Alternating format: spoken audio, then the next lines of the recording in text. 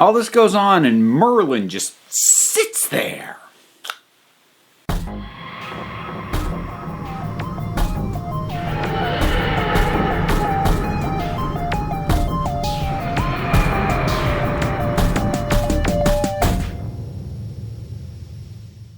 Overdue Doctor Who review time. We are up to midnight. But before we get to talk to it, I get to tell you that this video is sponsored by Radio vs. the Martians. It is a podcast hosted by Mike Gillis and Casey Dorn, where they discuss all manner of geeky material, from Akira to Batman to Watchmen to World Wrestling to the entire cinematic oeuvre of Arnold Schwarzenegger. Podcast La Vista Baby is a sub-series on the same podcast feed. It's incredible. The whole thing's great. They have amazing guests, great topics, good discussions. It's the McLaughlin Group for nerds. Radio vs. the Martians at radioversusthemartians.com or wherever you get your podcasts. Midnight. Oh. This one, if you haven't rewatched this since seeing it the first time, you need to. Because I think there are a few episodes that flat out benefit from a rewatch the way this does. There's a few. There's this, Blink. There's some others, but I mean, and that's not to say that other Doctor Who episodes aren't worth rewatching. Of course they are. If you enjoy it, rewatch it whenever you want. But I mean, like, you catch more. Because every performance of every character in this, you can just, any given viewing, you can just choose to focus on them and learn more about that specific character and get a little bit more out of it. This is so good. There's so much that I love about this. So, okay, we've got our bottle episode. The Doctor on this tour bus, effectively, on an uninhabited planet that is beautiful but deadly, when the bus breaks down and something, we don't know what, there's not supposed to be able to be anything alive out there on the surface of this planet. But something gets inside, kind of. It doesn't physically enter, but it appears to take over one of the passengers. And that passenger starts repeating the other passengers. And everybody just starts to unravel, not knowing what's going on, not knowing why, not knowing what it's pointing towards. And just to watch the whole thing just crumble. Oh, it's so good. It is so good. And like, there's so much I love about this. First of all, I'm just going to refer to it as the Midnight Entity, because that's what I think of it as. I love that we don't know what it is, how it operates, what its goal is, whether this is just a simple survival mechanism or some part of a grander plan. We know nothing, and we shouldn't, because none of the other characters know. They're flying blind, and so are we. So's the Doctor. And he has that little twinkle in his eye encountering something he's never seen before, which ultimately that's something that will bite him in the butt later on. And I love that the way that this entity operates. It turns the Doctor, well, this specific incarnation of the Doctor specifically, it turns his greatest asset against him. His voice. I mean, the Doctor, always has great lines. He's always good at talking himself out of things or buying time or whatever. But Tennant really did that a lot. I would say more than any other Doctor before him. Really just would talk his way out of a situation. Whether he convinced somebody to do something different than what they were about to do, or whether he just stalled for time. His mouth was his greatest weapon. And here it is used against him. His mouth, every time he speaks, it gives this thing more power. And his attempts to calm the situation with his words backfires when his frustration builds and he bursts out at them, because I'm clever! And they're all just, oh, you think that little of us. Just took that one moment of anger, which is another thing that Tennant has a bit more than most Doctors. And it just turns against him. It's such a perfectly constructed villain for not just the Doctor, but this specific incarnation of the Doctor. I might even go so far as to say this is the absolute perfect enemy for Tennant's Doctor.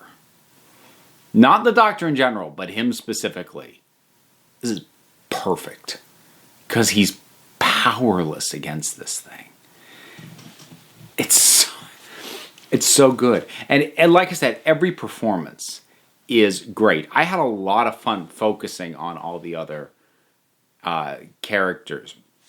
This time watching, I paid particular attention to the hostess, who we never learned the name of. And she was interesting because of all the passengers on there, starting out, she is in a very unenviable position because she has to toe the company line and reassure them with a script that she probably has, like, if the passengers seem unsettled, say these things. That's what she's doing, and it doesn't help. But when she abandons the script, when she realizes the cockpit is gone, and that, like, the rules as she had been trying to operate under don't, like, they clearly are out the window now. She actually has the strongest strength of her convictions. And which makes things interesting because she's the first one. She is the first one to suggest that they throw Skye, who is possessed by this entity, out of the vehicle and into the deadly sun. She's the first one to suggest it. When the Doctor basically calls their bluff, said, "Would you throw me out as well?" She's the first one to go, "If we have to." She has a lot of strength in her convictions once she realizes that she can't just fall back on what the rules are. And she has to figure out what's going on herself. But then that's not just twisted into something evil, because it's that same strength of her convictions that makes her the only one who acts when the Doctor's about to get thrown out. Even though there are at least one conflicted and two other people who flat out believe that the Doctor should not be thrown out. But she's the only one who acts, because she's got the strength of her convictions. And we saw that go in a darker route before, but then it becomes a heroic thing at the end. I love all that. And then watching the insecurities of the other characters. You have the professor, played by Patrick Troughton's son, and he looks and sounds a little bit like him at times too, which is kind of cool. But you can see his insecurity when his student threatens to know more than him about what's going on. He slams her down because that's a threat to him. The father of this little 3-person family, the instant he feels like his masculinity or his bravery is being called into question, he starts to bluster and puff, and it just brings out the worst as he tries to prove that, no, I'm a take charge guy, really. And you know, his wife, who I'm not going to go so far as to say manipulates him, because she's very much operating on panic. So manipulation sounds like it's all calculated. I don't think it is. She's operating on raw panic, but she's also pushing him to be the one to do things. She doesn't want to get her hands dirty with this. And then there's their son Jethro, who, you know, is more laid back and is kind of paying attention, but then by the end is just overwhelmed. He's too young. He's still young, and he's taking in too much, and he doesn't know how to cope anymore by the time it's done. And somewhat similarly, the student, she feels like she's right, but she also feels powerless. So she's watching this. They're about to throw the Doctor out. She knows it's wrong, but she feels powerless to stop it. These are all such wonderfully rounded performances, fully developed characters. And I've said before that usually you need a 2-parter to get feel like you have a fully fleshed out supporting cast. But they do it here in a single episode. These all are such fully fleshed out characters, brilliantly performed. I feel like they don't feel like plot mechanics. They don't feel like gears turning the levers of the story. They feel like people with history, both before and after this. And we're just seeing a window into this one thing that they experienced. It's just, this thing's phenomenal. And like how unsettling the repeating thing is. It's so simple. I mean, like, my daughter does that. She still does that on occasion. She'll get in the mood to just repeat what I say. It's so simple and basic and childish, but turned into something terrifying. And then the little shifts when it catches up and it's simultaneous. And then when she gets ahead of him, that's a heart-stopping moment when that happens. Even when you know it's coming, it's like, oh, God! Oh, it's so good. I love the tension. I love the breakdown. I love that the doctor does what he always does. You know, tries to calm people down. Talks to his opponent, his enemy, the alien force that's causing harm, to try and figure out what's going on. He does what he always does, but this time it does not work. Because it can't. Because his skill set isn't gonna save him or anybody. Not this time. It is a masterful piece of work.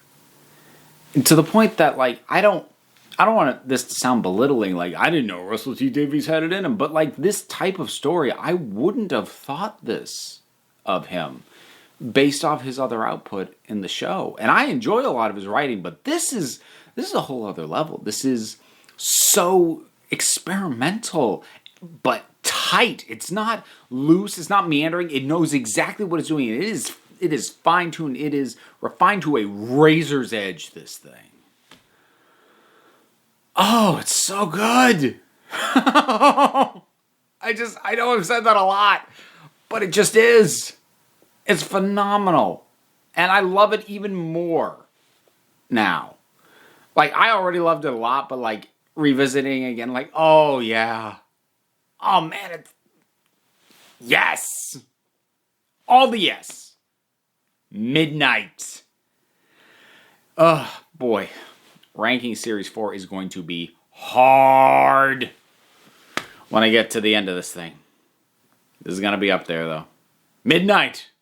What do you think about it? Whatever your thoughts are, drop something down in the comments. Let's talk about it. Don't just repeat other people's comments. Let's not unsettle everybody. But there's also a whole bunch of other stuff to do down there, because there's the likes, which are a big help. People have been hitting it lately, and I absolutely appreciate it. You can subscribe if you aren't. You can support me on Patreon if you want to help make all of this better and help push me into being able to do bigger and better things with this. There's other links to things besides that. I wrote a book, socials, P.O. Box. It's all down there. Check it out. But also, you don't have to. Because at the end of the day, you're the council.